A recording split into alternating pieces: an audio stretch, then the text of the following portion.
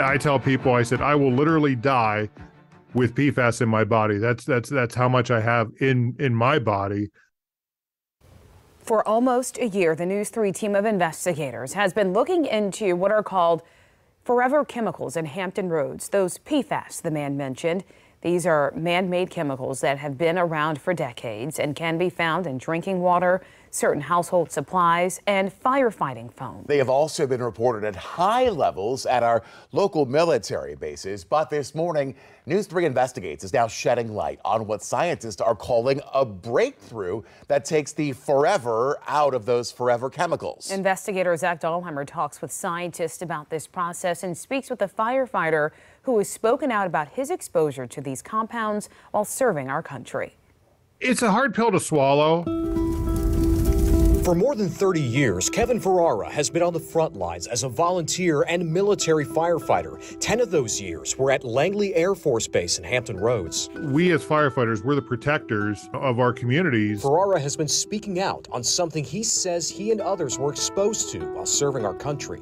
As we were protecting our communities, we were being silently poisoned, to put it bluntly, by the very products that were designed to either protect us or help us in our jobs. Ferrara is talking about PFAS chemicals he says he was exposed to through firefighting foam and turnout gear used to protect themselves from flames. I tell people, I said, I will literally die with PFAS in my body. That's how much I have in my body. According to the EPA, PFAS are a group of manufactured chemicals that have been around since the 1940s. Last year, News 3 first told you about the so-called forever chemicals that can be found in firefighting gear, drinking water, as well as certain food packaging, nonstick cookware, and cleaning products. They can lead to certain health risks like increased cholesterol levels, reproductive effects, and an increased risk of prostate, kidney, and testicular cancers. For Ferrara, he says his repeated exposure has led to some of his own health effects. High triglycerides,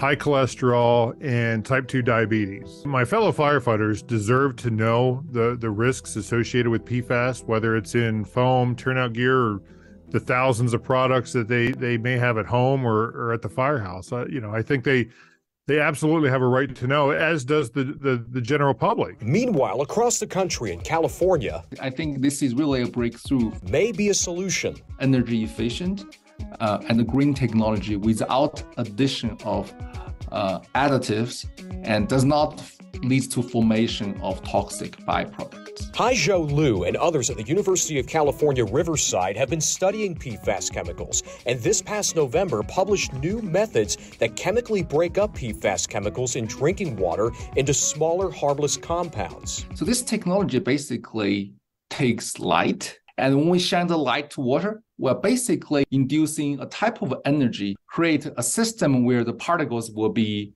completely destroyed and converted into fluoride. We can convert a toxic chemical into an additive chemical that can be beneficial to the health. Ferrara says this research leaves him hopeful, but he wants to see it tested in a larger sense. How effective is this process going to be on a macro scale, on a large scale? Liu says his team is working towards that in the next steps, hoping to scale out their technology to work on larger amounts of water, potentially at water treatment plants and military bases. In Virginia, we have these military bases where there are concentrated plumes of waste water, and then I think that is a good place where we can test this technology to eliminate PFAS and prevent it from releasing into our existing water system. Meanwhile, Ferrara wants to see more research like this to get to a solution towards eradicating PFAS. We need to have an environment where the next generation doesn't have to worry about these toxic chemicals.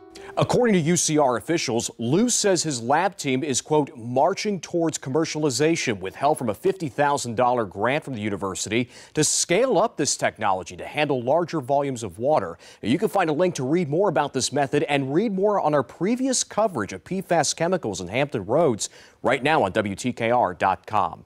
Zach Dahlheimer, News 3.